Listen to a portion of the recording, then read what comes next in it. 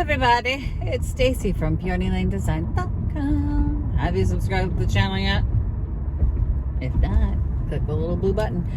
I'm going to drop off at the shop today. Don't forget to click the subscribe button, comment down below, like this video, and click the bell icon to be notified.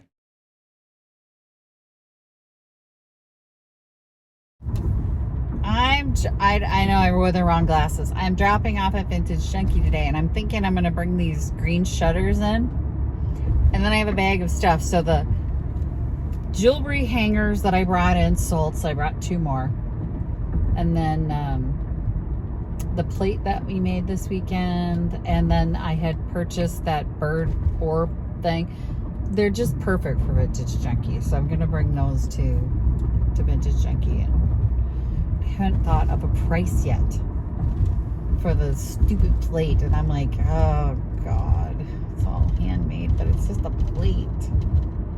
I struggle so much with pricing, and I know this is like an eternal struggle for anyone that does like handmade products or even vintage stuff. It's sometimes, I mean, I'm at the point where I'm like, with vintage stuff, I want to at least make, 2 to 3 times my investment.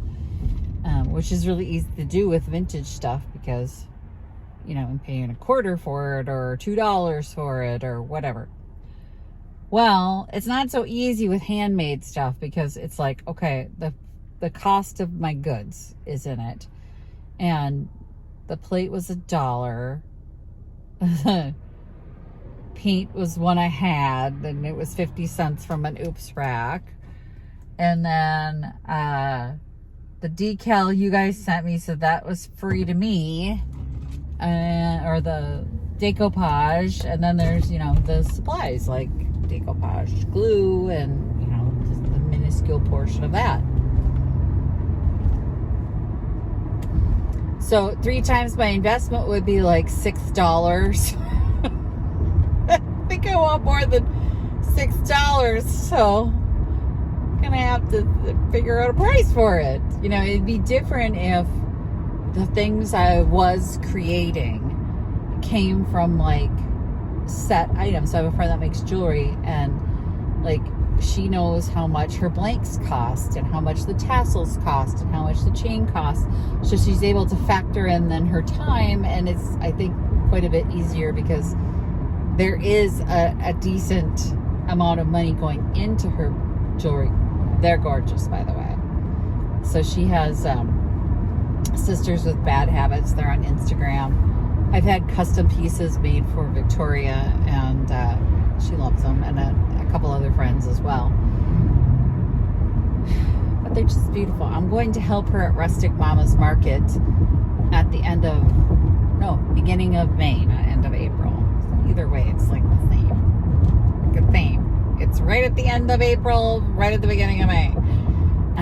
So I'm going to go with her down to Owatonna and sell stuff. But I think it's quite a bit easier for her to know what to price things at because she knows how long it takes for her to make a piece, and she knows how much money goes into it better than I do when I'm like, I don't know, I bought that paint off the Oops rack. It only cost me 50 cents, and I've already painted 18 other items with it. So I don't know, like that's not how I'm gonna do my pricing. So I'm just kind of making it all. Pricing is a hazard. It's a hazard of the job. There, that's my lament for the day. That's my vintage reseller blog statement for the day. Is like, it's hard to price things. It's hard to know if you're underpricing things, if you're overpricing things, and you don't want to underprice it and you don't want to overprice it, because when you underprice things and it sells right away and you're like, oh, I'm doing great, and then you get it back, you get back your earnings statement and you realize all the fees that came out, or your booth rent and all that stuff. And it's like, then you got to pay taxes on top of it. And it's like, oh, I really didn't make any money. So there's all that factored in. It's just, you just got to, and then if you price it too high, they won't sell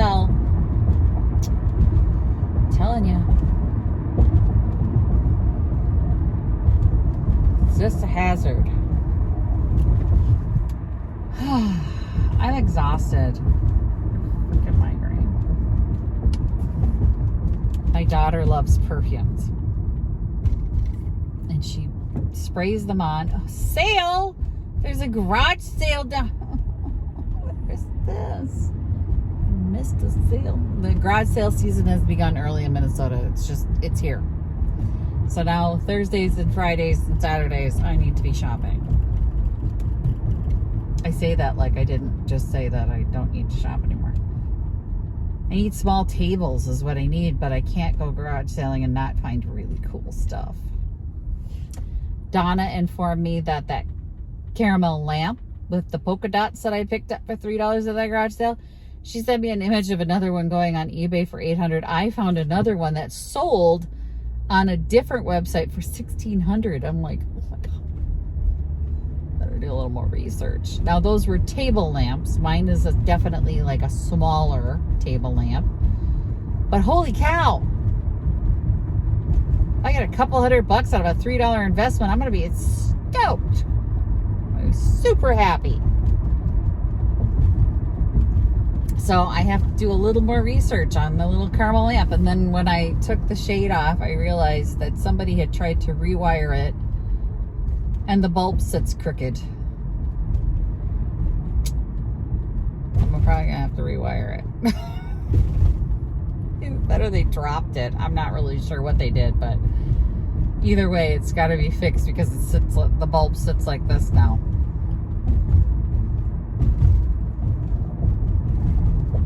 But it was a nice little bit of information. Thank you, Donna, for sharing that. Much appreciated. I'm almost a bit junky now. I got a bag and some shutters, and we'll take them in, get them all in the system, get them priced up, and dropped off. And that's what I'm doing today because I dropped the kiddo off at archery. And then I will just club. It's not tournaments anymore. But I'll pick her up later. It's been a day, I'm telling you. It's been a heck of a day.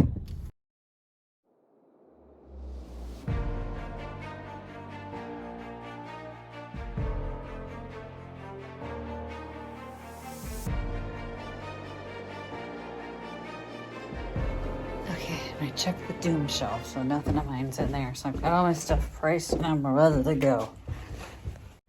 I don't even have my vintage junkie sweatshirt on. I look like I belong here. I got a little annoyed with Verizon because they called. I had called them because yesterday Victoria's phone's been going into SOS mode when I have 5G and full bars. So that ain't right. They're the same service, right? She should have the same service I have. They decide they're going to send her a new phone. Okay, great. So that'll be here tomorrow. Except somehow they shut off her phone. And we didn't figure it out right away. Okay, what are you doing here, guys? Jesus, people. They're the only ones in the world. So she didn't figure it out right away. And today I call them and I'm like, can you turn it back on? Well, they've deactivated the SIM card, so you have to be with her because we're going to need you to do these steps. And I'm like, oh, for God's sake, really? I mean, really?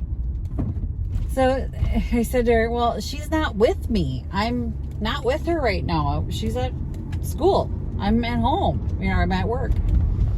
And she goes, what time will you two be together? I said 5 p.m., but she has activities tonight. Like, you have to call at 5. I will. I'll call you at 5. 5 came and went. 5:30 came and went. 6:20 she calls. And I'm like, hello. And she goes, I'm calling from Verizon. I said, yeah, you're too late. I don't have her phone now.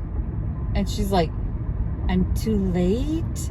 Yes, I was very clear when I talked to you earlier today that we had activities at 6, so you had to call at 5. There was a small window. It's 6:20.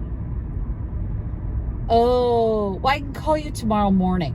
No, you can't. Because the new phone will be here tomorrow. So what's the point of setting up the old phone to shut it off so we can set up the new phone?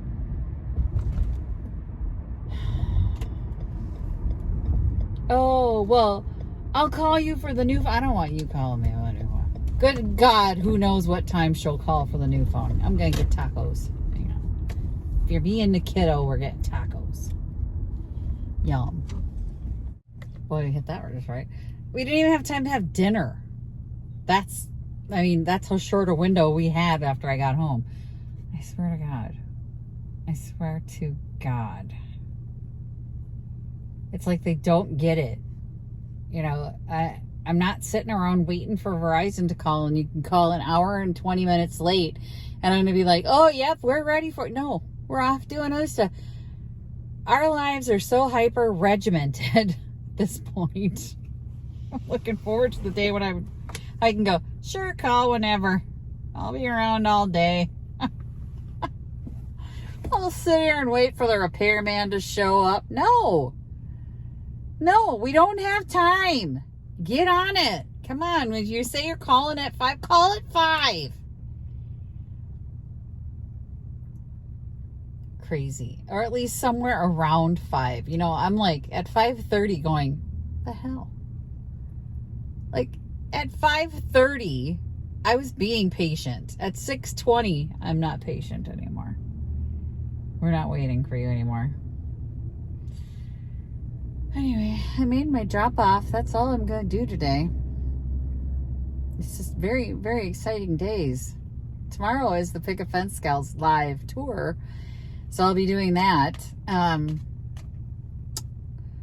hope it goes well because my voice is strained lately. I think it's the allergies.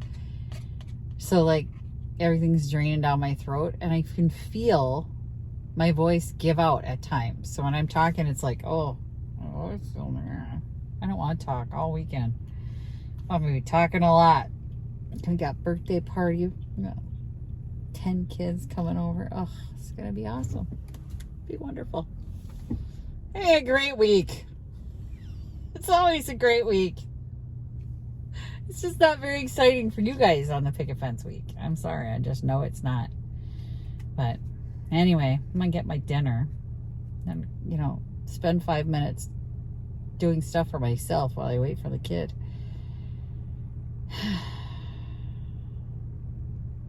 Glad to get that stuff dropped off though. Oh, it left paint on the seat. Ick. I'm gonna call it a night. Thanks for watching. Happy junkin'. Bye. Visit my blog, peonylanedesigns.com, for more tips, tricks, and inspiration. Thanks for watching, everyone. If you like this video, please give it a big thumbs up. Don't forget to subscribe and click the bell icon so you'll be notified of new videos. I post every week DIY tutorials and, of course, more junkin' videos.